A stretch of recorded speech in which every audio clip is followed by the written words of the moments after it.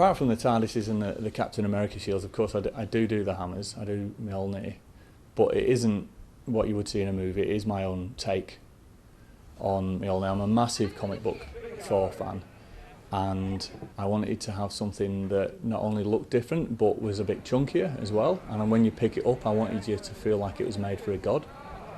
So I took a lot of reference from comic books, I took a lot of reference from movies and also from textbooks, and just came up with my own idea. I went through a massive process of getting to the point where I was happy with the shape, the weight, the feel, the materials involved, the processes, because I use a lot of industrial processes in my building methods. Mjolnir is a stainless steel, welded up, formed, laser cut box essentially, with a mild steel haft.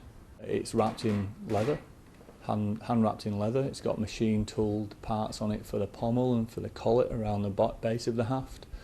The actual head of the hammer, which is a stainless steel form, is heat treated by me by hand, and I went through several processes to get the right finish, because I wanted it to look a little bit unusual, like almost it had been forged in the heart of a dying star.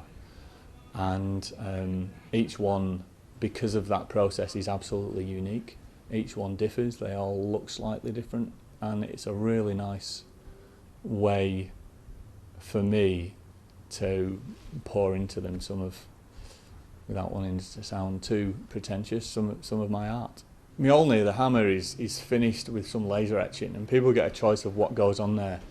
But essentially they have a choice of the "whosoever should hold this hammer" quote, or the triqueter, which is a three-pointed curved triangle type etching, which was in the movie, and also there's the etching on the bevel, the scroll work on the bevel of the hammer head. And these are all things that I think that the piece comes alive when the etching's done, and it's the last thing that's done. The etching on the edge is probably my favourite piece, the scroll work, because it was an original piece of artwork commissioned by myself from a Melbourne-based artist called Laura Herman, and I asked her to design a representation of Yggdrasil, the world tree.